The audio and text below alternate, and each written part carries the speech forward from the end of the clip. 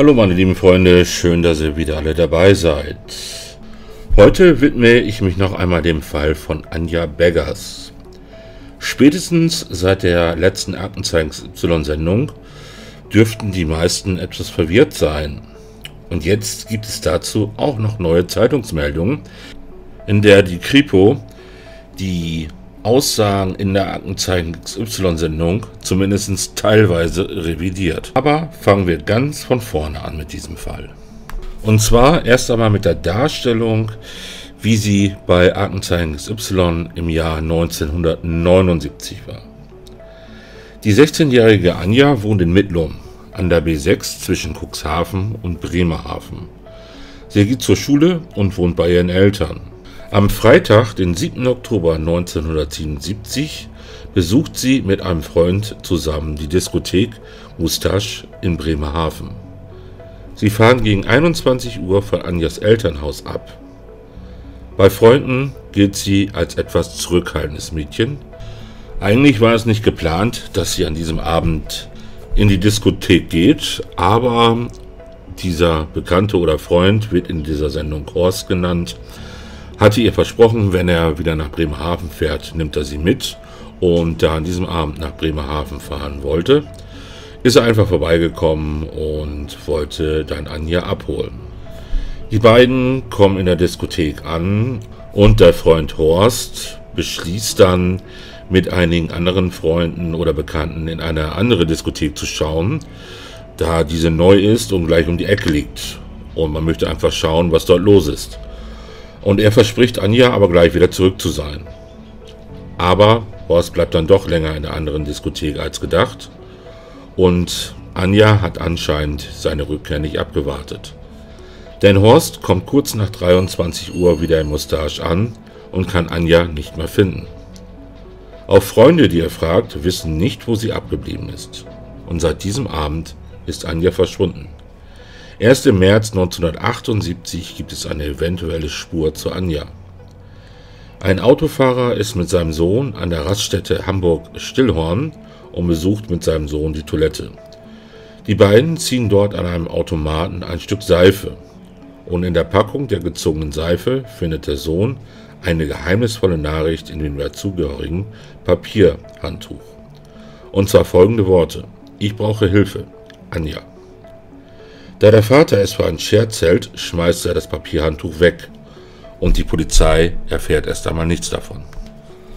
Anjas Mutter ist selber sehr aktiv bei der Suche nach ihrer Tochter und verlässt sich nicht nur auf die Polizei.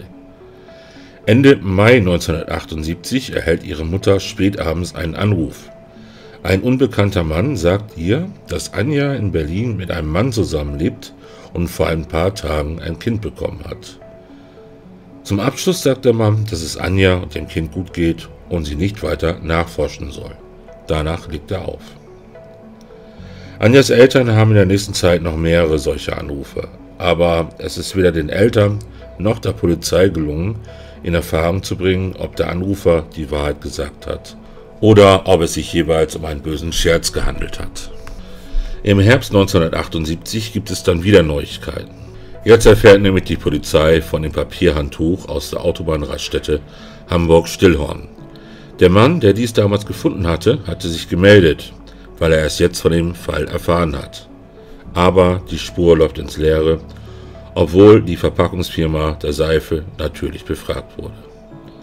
Und dann kommt eine neue Spur. Am Nachmittag des 12. Juli 1979 passiert Folgendes in einem Sexshop in der Münchner Fußgängerzone. Eine Gruppe englischsprachiger Jugendlicher betritt den Laden. Die Verkäuferin hält diese für irische Musikanten. Von denen befanden sich zu diesem Zeitpunkt viele in München. Ihr erschienen einige recht jung und da der Zutritt für Jugendliche verboten ist, fragte sie nach den Ausweisen. Die Mitarbeiterin in diesem Shop kommt zufälligerweise aus Mittlum, also aus dem Ort, aus dem Anja Beggers stammt. Einige der jungen Leute verlassen daraufhin den Shop und einige zeigen ihren Ausweis oder Pass. Unter anderem wird ihr ein deutscher Personalausweis gezeigt und dieser lautet auf den Namen Anja Beggers, ausgestellt von der Gemeinde Mittlum.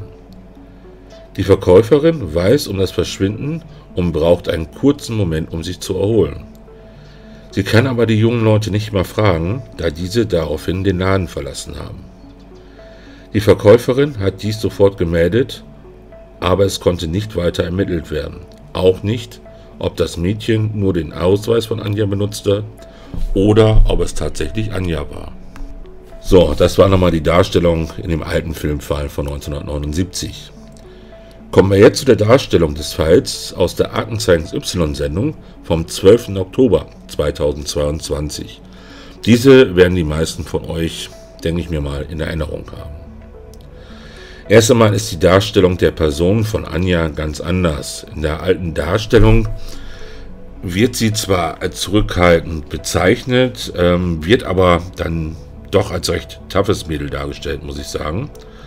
Und wenn man sich den Sprechertext damals so angehört hat, wirkte es so, als wenn sie nicht zum ersten Mal in eine Diskothek geht. Beschrieben wird sie aber auch in der alten Darstellung, wie schon gesagt, eben als still und zurückhaltend. Und in der neuen Darstellung wird explizit erwähnt, dass Anja noch nie in einer Diskothek war. Auch derjenige, der sie abholt, wird von der Personality etwas anders dargestellt. In der alten Darstellung wirkte dieser bekannte Freund einfach angenehmer und auch die Mutter reagierte in der Darstellung positiver auf ihn.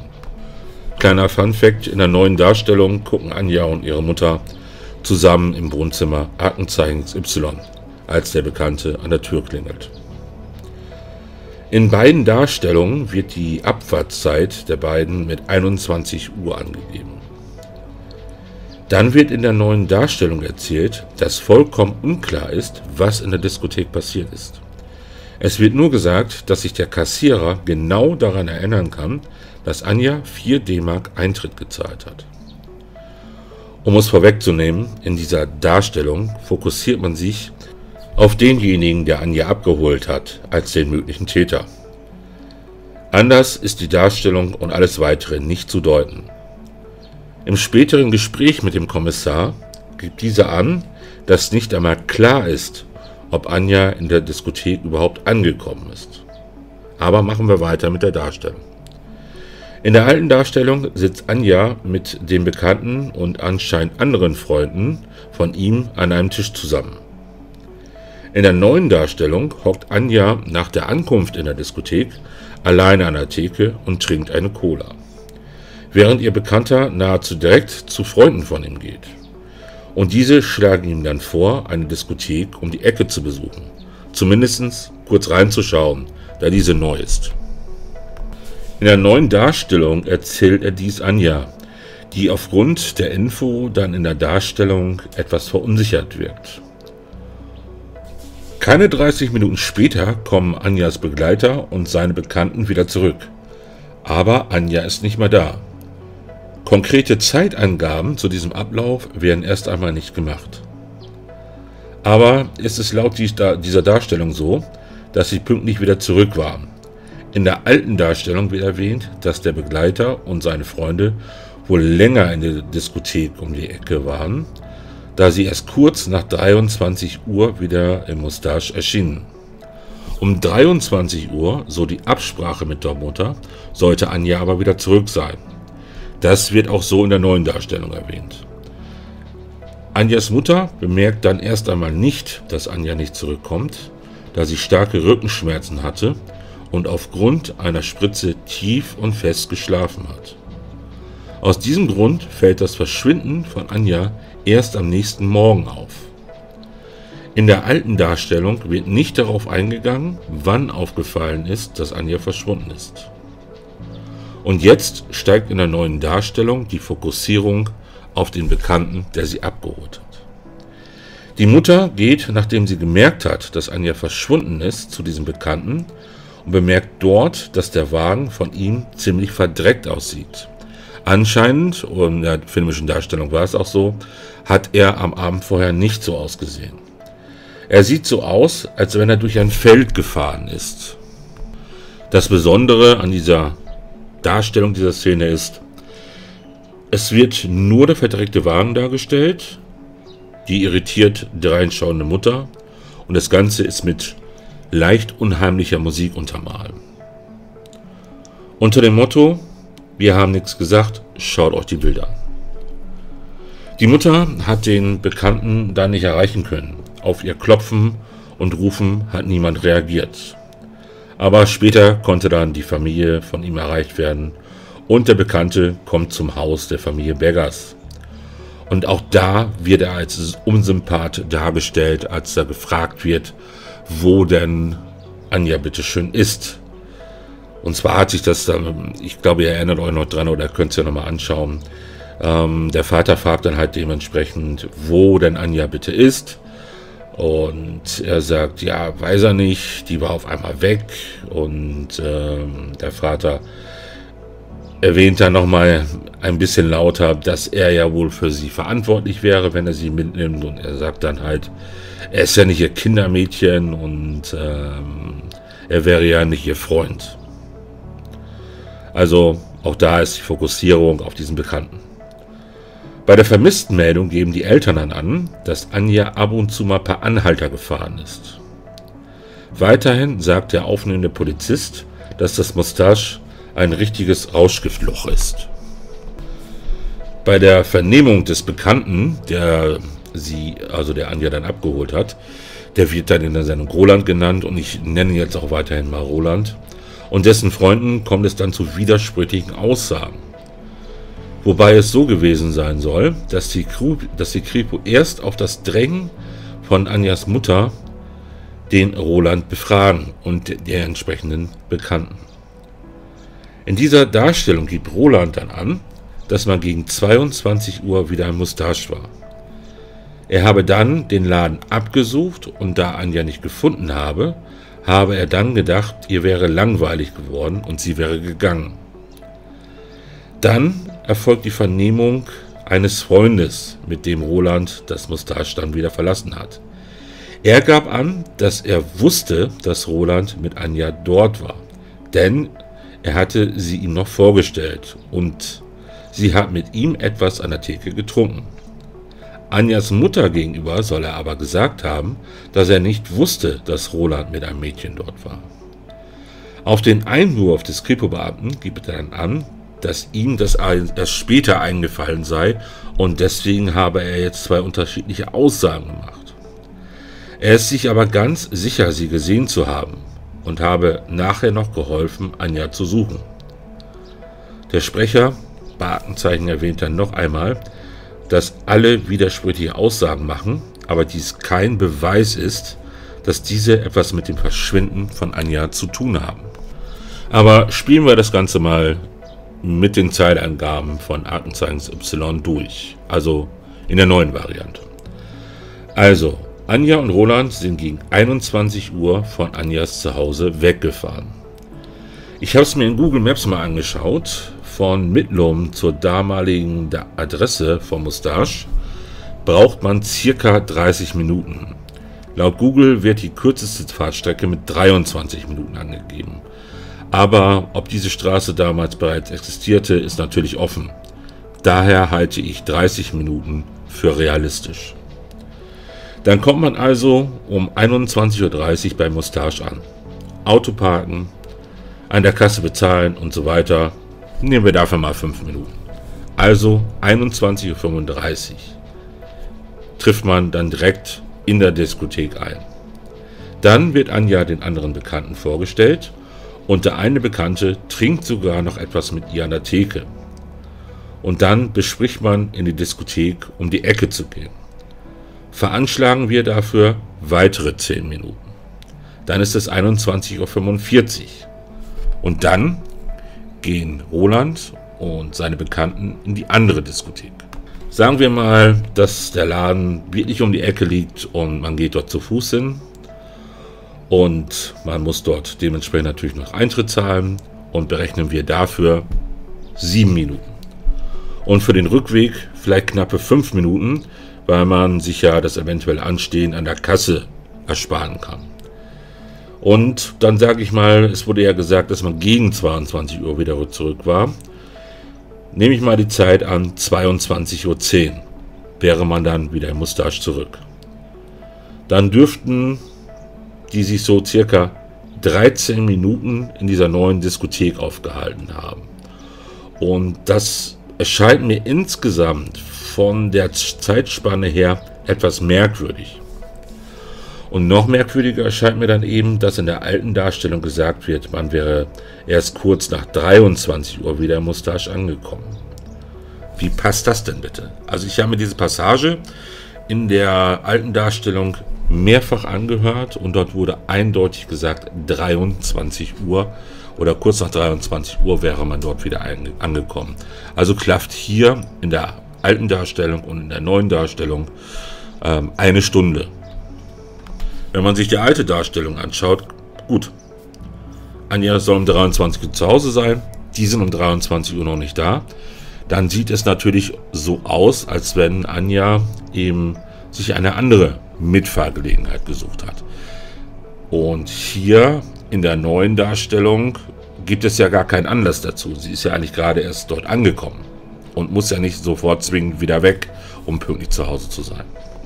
Dann wird in der neuen Darstellung das Papierhandtuch nicht erwähnt. Gut, ich denke mir mal, das würde jetzt ehrlich gesagt auch nichts mehr bringen, diese Spur. Von daher macht es Sinn, dass man die nicht erwähnt hat. Aber diese Sichtung des Ausweises in dem Sexshop in München wird nicht erwähnt. Das finde ich jetzt ein bisschen komisch, weil man muss einfach mal schauen, da ist eine Mitarbeiterin in einem Shop in München, die kommt genau aus diesem kleinen Örtchen, aus dem Anja kommt. Und ja, in dem Moment, wo sie dementsprechend diesen Ausweis sieht, setzt bei ihr erstmal kurz was aus. Sie muss sich eben kurz erholen. Sie hat von diesem vermissten Fall gehört und urplötzlich hat sie den Ausweis von dieser Anja in der Hand. Also ich weiß nicht, ob diese Spur dann ausermittelt wurde oder ob man einfach gesagt hat, nein, diese Spur erwähnen wir jetzt gar nicht. Absolut nicht, weil wir fokussieren uns ja jetzt auf einen anderen Tatablauf. Also diese ganzen Anrufe und ähnliches, die werden dann so in der neuen Darstellung zusammengefasst, dass es wohl Anrufe gegeben hat, wo von rotem Lichtmilieu, Verschleppung nach Marokko und so weiter gesprochen wurde. Und das wurde einfach kurz in 1, 2 Sätzen zusammengefasst. Aber jetzt kommt es noch interessanter, oder wird es noch interessanter. In der neuen Darstellung erhält nach 8 Monaten die Familie einen Anruf von einer Oma eines anderen jungen Mannes aus dem Ort. Sie habe 8 Monate geschwiegen, aber sie können es jetzt nicht mehr für sich behalten. Denn in der Nacht, in der Anja verschwunden ist, hat der Enkel das Auto von Roland aus dem Matsch gezogen. Und zwar mit seinem Trecker unten am Waldweg. Das soll da gewesen sein, wo die Bundesstraße direkt zu einem Waldweg führt. Ob das Auto in der Nacht, in der Anja verschwand, tatsächlich abgeschleppt wurde, lässt sich später nicht mehr eindeutig nachvollziehen. Und dann gibt es einen Cut in dem Fall und die Darstellung geht über zu dem Verschwinden von Angelika Kielmann. Es wird dann dementsprechend so gezeigt, dass die Polizei halt jetzt den Fall Anja Beggars vor Augen hat. Und dann wird erwähnt, dass jetzt noch weitere Mädchen verschwunden sind. So, da wird ganz, ganz sanft nochmal darauf hingewiesen, dass vielleicht da auch nochmal ein Zusammenhang bestehen könnte, dass es sich da eventuell um einen Serientäter handelt. So, jetzt gehe ich aus dieser Darstellung auch wieder raus. Und was habt ihr euch gedacht, als ihr diese Darstellung gesehen habt, also die neue? Im Prinzip bleibt da nur ein Schluss. Es kann auch nur der bekannte Roland der Täter sein. Seine Darstellung von der Person her, dann gerade an diesem Abend, wird wahrscheinlich sein Wagen am Waldweg abgeschleppt. Ich wurde ja auch bereits von jemandem aus der Community angeschrieben, dass man in diesem Fall wohl nicht mehr an einen Serientäter glaubt. Naja, kein Wunder bei dieser Darstellung. In der Nachbesprechung gibt der Kommissar dann an, dass die Polizei nicht glaubt, dass die Mädchen ein und demselben Täter zum Opfer gefallen sind. Weiterhin berichtet der Kommissar dann, dass in allen Fällen mit Rücksprache der Angehörigen DNA-Profile der Opfer erstellt wurden, damit diese mit entsprechenden Datenbanken abgeglichen werden können. Unter anderem werden diese Spuren aktuell mit den Göhrde-Morden abgeglichen. Er spricht an, dass nicht bekannt ist, ob Anja in Mustache angekommen ist. Es ist nur bekannt, dass der Bekannte Roland Anja abgeholt hat und dann ohne sie wiedergekommen ist. Und diesbezüglich fragt er nach Hinweisen von Zeugen und eventuellen Mitwissern. Also wie schon gesagt, es wird ein ganz großer Fokus auf den Bekannten als möglichen Täter gelegt. Und nach Ausstrahlung des Falls gingen über 100 Hinweise ein. So, jetzt stelle ich mir natürlich die Frage, ob diese Unklarheiten bei den Aussagen nicht schon 1977 bekannt waren. Ebenso muss im Sommer 1978 bereits bekannt gewesen sein, dass der Wagen von Roland aus dem Matsch gezogen wurde. Lagen diese Aussagen bereits alle vor?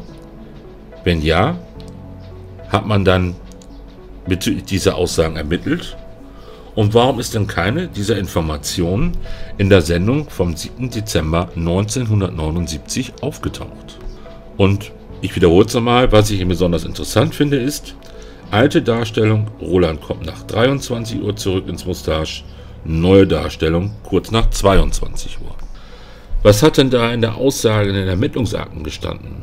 Also ich verfolge den Fall ja schon sehr, sehr, sehr lange. Und es hat nirgendwo eine Information dazu gegeben, dass der Wagen von diesem Roland, also von diesem Bekannten, aus einem Waldweg oder aus dem Matsch abgeschleppt wurde. Und nach der alten Darstellung sah es eben definitiv so aus, ich wiederhole es nochmal eben, Anja sitzt in der Diskothek, dort mit anderen Leuten, Begleiter geht kurz in die andere Diskothek, kommt aber zu spät wieder. Anja muss aber um 23 Uhr zu Hause sein und sucht sich dann wohl eine andere Möglichkeit, um nach Hause zu kommen. Also passt Theorie, Anhalter, Serienmord. Und dann wird es jetzt aber nochmal wieder interessanter. Und zwar fokussiert man sich in der neuen Darstellung ja auf den Bekannten als Täter und auch in dem, was dementsprechend der Kommissar in der Sendung gesagt hat. Und dann gibt es unter anderem in nord24.de vom 14.10. folgende Mitteilung. Die Polizei Cuxhaven klärt Widerspruch in XY-Sendung auf.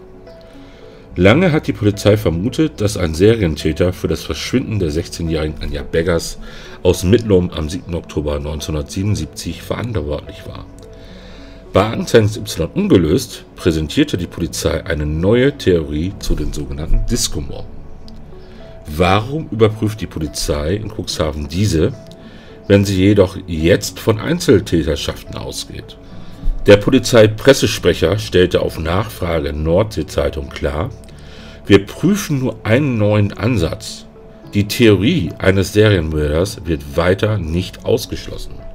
Es ist weiterhin möglich, wir sagen nicht, es ist kein Serienmörder.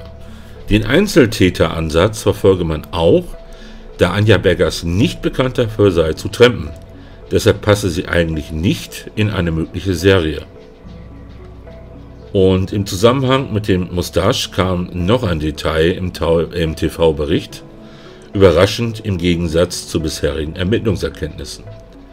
In der Sendung wird spekuliert, dass Anja Beggers nie in der Bremerhavener Diskothek angekommen sei. Wie sich das mit der Aussage im Filmbeitrag verträgt, dass der Kassierer am Mustache oder im Mustache bestätigte, Anja Beggers habe den Eintritt bezahlt, möchte die NZ wissen. Der Polizeipressesprecher bringt zwei Gründe für die Zweifel ins Spiel. Zum einen seien die Aussagen des Begleiters damals widersprüchlich gewesen, Anja Beggers gesehen bzw. gar nicht gesehen zu haben. Zum anderen war fraglich, ob sich der Kassierer so deutlich an Anja Beggers erinnern könne, da sie das erste Mal unterwegs war. Der Bekannte aus Mittlum, der Anja abgeholt hat, rückte in dem 18-minütigen Beitrag in den Mittelpunkt. Man hoffe, dass Mitwisser ihr Schweigen brechen. Augenscheinlich meint die Polizei die Begleiter eben dieses Mittlumers. Wo der Mann jetzt lebt, wollte die Polizei am Donnerstag nicht sagen. Er sei aber greifbar. Aktuell habe man nicht mit ihm gesprochen, in der Vergangenheit aber immer mal wieder. Erst einmal gute Fragen gestellt von der Zeitung, muss ich sagen. Nur eine Frage fehlte. In der Sendung wurde von den Eltern gesagt, dass ihre Tochter ab und zu getrennt ist. Dann aber wird jetzt von der Polizei gesagt, dass Anja nicht dafür bekannt ist, zu trampen. Aber wenn es selbst in der filmischen Darstellung die Eltern sagen, was stimmt denn da nun? Also ich würde jetzt mal sagen, dass der Kommissar, der für Cold Cases zuständig ist, wohl tatsächlich bezüglich nicht erfolgter Verfolgung von Hinweisen sich jetzt massiv um diese gekümmert hat. Aber man fragt sich, warum all die Jahrzehnte immer wieder der Öffentlichkeit erklärt wurde, dass es sich definitiv um einen Serientäter handeln muss und Anja der Auftakt war. Insgesamt möchte ich sagen, dass diese Darstellung von Aktenzeichen und der Polizei kein Ruhmesblatt war und dies jetzt insgesamt mehr Fragen als Antworten hinterlassen hat. Es wird jahrzehntelang von einem Serientäter, von einem Anhaltermord ausgegangen. Dann wird in dieser Darstellung ganz klar dieser Bekannte fokussiert. Und dann rudert die Polizei ein paar Tage später wieder zurück und sagt, nee, das ist nur ein neuer Ansatz. Serientäter ist immer noch aktuell. Also, wenn ihr meine ehrliche Meinung dazu hören wollt. Ich habe mal wieder so den Eindruck, dass die Produktionsfirma, die Folgen oder die Filmbeiträge für Aktenzeichen Y dreht, sich einfach gedacht haben, Mensch, da machen wir eine komplett neue Story draus und das bringt auf jeden Fall wieder Zuschauer. So, und ich weiß jetzt nicht, wie es ist, ob dementsprechend die Polizei diesen Filmfall vorher zu sehen bekommt, bevor ausgestrahlt wird, oder ob sie den Filmfall dann tatsächlich auch erstmals bei der Live-Sendung sehen, wenn sie da im Studio sind. Und ich habe so ein bisschen das Gefühl, dass der Kommissar insgesamt auch so ein bisschen, ja, sagen wir mal, überrumpelt war und dann einfach nur dementsprechend geantwortet hat und sich gar nicht bewusst war, was da jetzt gerade über den Bildschirm läuft. Dass einfach erstmal alles über den Haufen geworfen wird. Dafür spricht ja auch schon wieder das Rückrudern der Polizei sehr kurz danach in den Medien. Gut, das wollte ich jetzt einmal so darstellen, einmal euch zeigen, welche unterschiedlichen Versionen jetzt gezeigt wurden, und ich denke mir mal, die meisten, wenn sie jetzt an den Fall von Anja Beggers denken, werden nur noch die Bekannten im Fokus haben. So, mit dem hat man in letzter Zeit nicht gesprochen, aber früher immer mal wieder. Da wäre natürlich interessant, wann ist das letzte Mal dann das Gespräch mit ihm geführt worden. Und hat er sich vielleicht da irgendwann in diesen Aussagen damit vertan, mit der Uhrzeit, und das jetzt dementsprechend dort etwas neu aufgebaut wird. Man kann natürlich nicht sagen, ob er nicht doch eventuell was mit dieser Geschichte zu tun hat oder seine Bekannten. Ja, wenn diese Aussagen früher so widersprüchlich waren und wenn die Polizei ihn und seine Bekannten erst damals befragt hat, nachdem die Mutter von Anja daraufhin gedrängt hat, dann ist es natürlich durchaus möglich, dass da ein Zusammenhang besteht. Aber es ist wirklich die Frage, wieso muss ein Cold Case Kommissar nach über 40 Jahren erst einmal diese Ansätze finden? Finde ich jetzt ehrlich gesagt ein bisschen schlecht. Gut, das soll es von meiner Seite aus gewesen sein. Ich denke mir mal, dieser Beitrag war doch recht interessant für euch, weil ich eben wirklich diese beiden Darstellungen nochmal beleuchtet habe. Schreibt mir mal in die Kommentare, was ihr denn jetzt denkt. Oder was noch ganz, ganz spannend wäre, wer von euch kommt denn aus Mittlum oder Umgebung und weiß vielleicht ein bisschen mehr über den Fall. Wer vertraulich was abgeben möchte, gerne per E-Mail, und dann schauen wir mal weiter, und ansonsten gerne in die Kommentare. Danke erstmal fürs Zuschauen oder fürs Zuhören, je nachdem wie ihr meinen Content konsumiert. Passt auf euch auf und bis zum nächsten Mal. Tschüss!